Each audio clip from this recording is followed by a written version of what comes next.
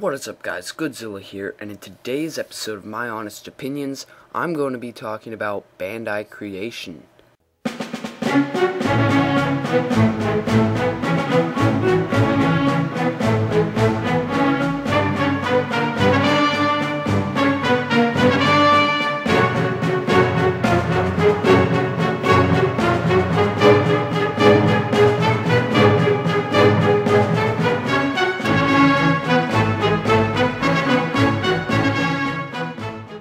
So, Bandai Creation, for those of you who don't know, is the American branch of Bandai products. Often called Bandai U.s.a, obviously Bandai Creation. Some people just call it Bandai. They wouldn't be wrong in calling it Bandai, but you just sort of have to make a distinction between the Japanese branch and the American branch. So, most people call it Bandai Creation, and I'm going to call it Bandai Creation. So, Bandai Creation, first I'm just going to talk about, like, how they're seen, what they do for, fans, and whatnot. So, first, you probably mostly know this, but sometimes the Bandai figures from Japan can be sort of hard to come by, seeing as they're not sold in America. They have to be imported for us Americans in the United States to get them. So Bandai Creation, what it does is it just makes it easier to get some decent Godzilla figures. They're not the same Godzilla figures. For what it's worth, it's a completely different brand because they're pretty different. But they overall have the same concept. They're about 6 inches tall, most of them. General points of articulation. They're the popular Godzilla characters. And they're made of vinyl, so.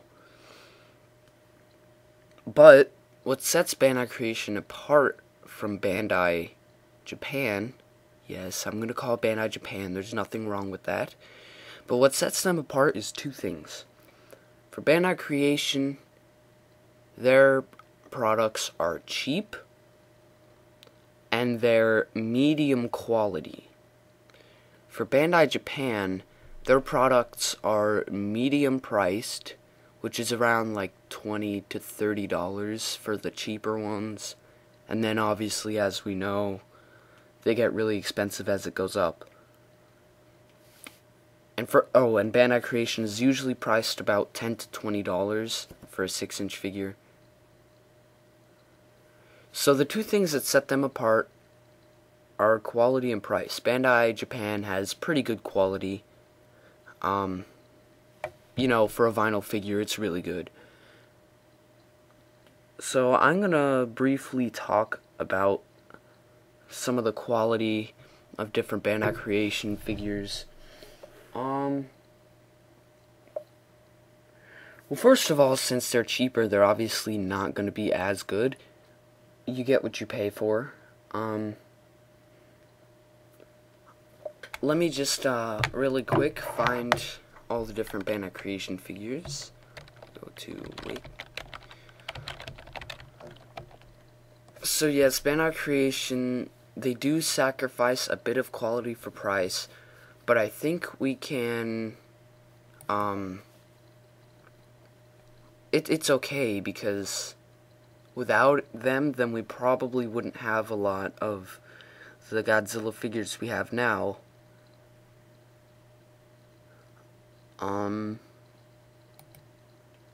So in front of me, you guys can't see it, but I have a list of all the Bandai Creation figures. In the first wave, there was Burning Godzilla, Godzilla 1954, Showa Gigan, and Rainbow Mothra. Burning Godzilla was pretty good. He's not completely accurate, and he's sort of hunched over with a straight tail. But he was pretty good for a Burning Godzilla figure. Same with 1954. Wasn't completely accurate, but wasn't that bad either. Gigan was actually pretty good, but they sort of dropped the ball with his back fins because they weren't very detailed. And Rainbow Mothra, I don't even know why they did Rainbow Mothra because that's not even a Godzilla monster. But they did do a pretty good job. So Bandai Creation got off to a pretty good start with these figures. Not the best, but they definitely weren't bad. Then came the second wave, which had GMK Godzilla, GMK Ghidorah, Space Godzilla, and Mechagodzilla 2. King Ghidorah and Godzilla, the GMK ones, did get a lot of criticism. Godzilla wasn't that accurate. King Ghidorah wasn't too accurate either. They both looked really cool, though. Space Godzilla is sort of the same way. He looked pretty good, but he wasn't too accurate. There was a little too much contrast in his colors. And Mechagodzilla 2 gets a lot of criticism because he's just plain dull silver all around. No leg articulation. Yeah, Bandai was a lot better. In the third wave, we had all Final Wars figures. We had Godzilla, Final Wars, Gigan. We had Anguirus and Rodan.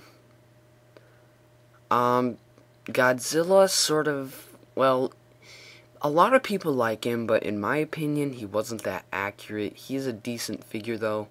I just prefer the Bandai pink tag version much more. Then there's Gigan. He also gets a lot of criticism. He's, yeah, again, the Bandai's better.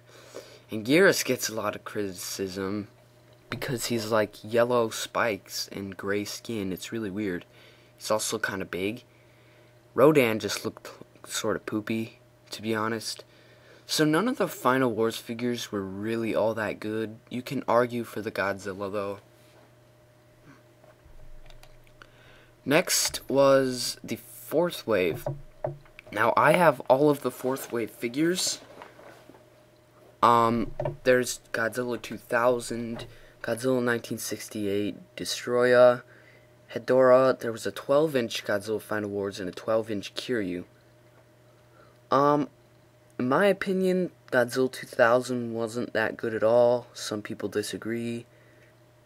I think Godzilla 1968 was a little better than 2000, but he was still sort of tall and pinched in the belly. But a decent figure. Destroya, some people don't like it, but I actually really like Destroya. I apologize for the phone. Hedorah, I don't know. Some people really hate Hedorah a lot. He didn't have any articulation. He didn't have the egg sac. Personally, I think Hedorah was a pretty good figure. I mean, yeah, they could have given him articulation and the egg sac. Even though he's not that, like, well, I don't know. I just think the detail and paint job on it was really good. But moving on to 12-inch Godzilla 2004. A lot of people love it a lot. I think it looks great, it's just not accurate. And then for Kiryu, I have no complaints. Everyone seems to love it. Sixth wave, we got Godzilla Final Wars, a reissue. It was the 6-inch Final Wars. I don't really know what was different. We got Godzilla 1954, another reissue, and Rainbow Mothra, another reissue. Now, the only one of these figures that was drastically different was 54. They gave it a more grayish look. He was fatter. They gave him a red mouth. Not many people like it. I'm included. I don't like that one at all. I love the original much more. Then in the 7th wave, we got more reissues. There was GMK Godzilla, Gigan Final Wars, and Space Godzilla. Nothing new. In the 8th wave, however, we got Godzilla 1968 and Gigan reissued. But we got a Mechagodzilla 2. Or not a Mechagodzilla 2, a Mechagodzilla 74. Which is really cool. I think that's a really good figure. The only problem I have is its arms. They're weirdly positioned. 9th wave, all we got was King Caesar. Also a really good figure. It looks a little funky. I'm just gonna wait to compare it to the Bandai one so I can truly know. 10th wave was all reissues. In the 11th wave, we actually got, let's see, we got Godzilla 54 reissue, GMK Ghidorah reissue, and a vinyl 2014 Godzilla, which was really cool. That 2014 Godzilla is phenomenal.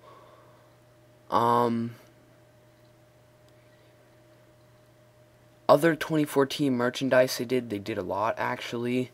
We got Smash Strike and Tail Strike, both very gimmicky figures. We got the egg figures.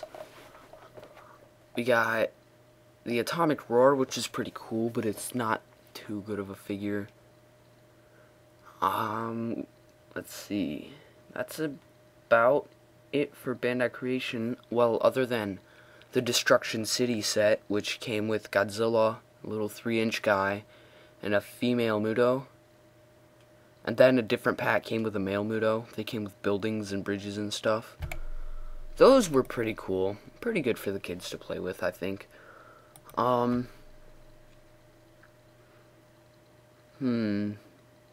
else was there? There was, I think that was about it.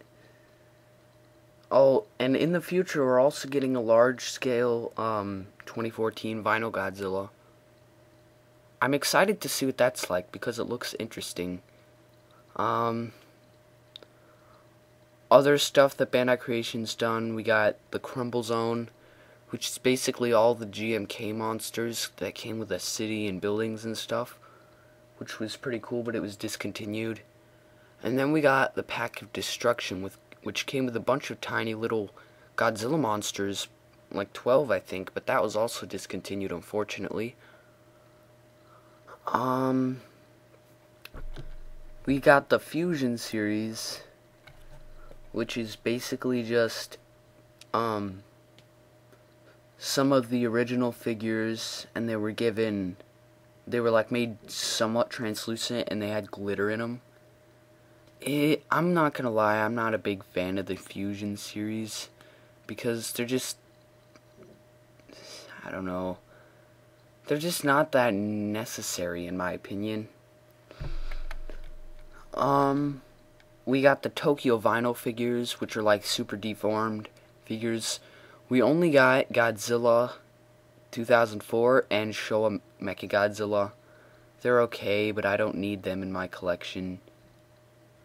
We got Chibi figures, which came with Godzilla, Mothra, King Ghidorah, Mechagodzilla 2, Destroya, and Gigan. They're pretty cool. I don't think there's that much wrong with them, but again, I don't know if we needed it. We also got 2 Godzilla 2014s, a female Muto and a male Muto. As far as the Tokyo vinyls go, we got the unreleased ones. They were actually going to release a Godzilla 1954 and a Minya. None of them look that good, but again, I'm not a big Tokyo vinyl person, so I'll leave that up to someone else to decide.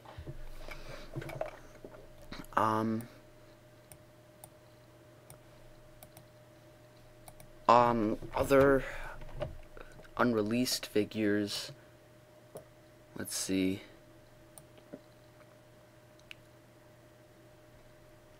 There was, before I get to the unreleased, I'll talk about the, hold on, let me think. I'll talk about, convention exclusives, or Comic-Con exclusives. There was a 2004 Godzilla and a 2014 Godzilla. The 2014 had like, his spines were lit up, like he was about to shoot an atomic breath. And 2004 was sort of like burning-ish. He had like red highlights. They're both pretty cool. They come in like really intricate boxes, which is neat. As far as unreleased figures, We had, oh, there was also a Tokyo Vinyl King Ghidorah that was never released, and that one actually looked really cool. There was a Meltdown Godzilla. That was gonna look really cool. It was like all orange and stuff. It was really neat. We were going to get a Mecha King Ghidorah and an Anguirus 1955. Those would have been fantastic to have. I don't know why we didn't get those. Those looked really cool. We also got a Little Godzilla. Not as essential, but it still looked really good. Almost as good as the Bandai. Well, good. Better than the Bandai in certain areas. That's about it for unreleased figures, I think. There's also... Oh, what I forgot was, the 12-inch Gigan. This one was released. Final Wars Gigan 12-inch. It's sorta rare, so don't get rid of it if you have it. There's a lot of bootlegs out there, but I'm not even going to talk about those. I'm just going to talk a bit more about Bandai Creation as a company now. Well, I think that Bandai Creation figures are good for what we pay for. They're not always the best, but they did do good things. Like, imagine where collecting would be at for, like, younger people if Bandai Creation wasn't around. Like, they'd be stuck with other companies.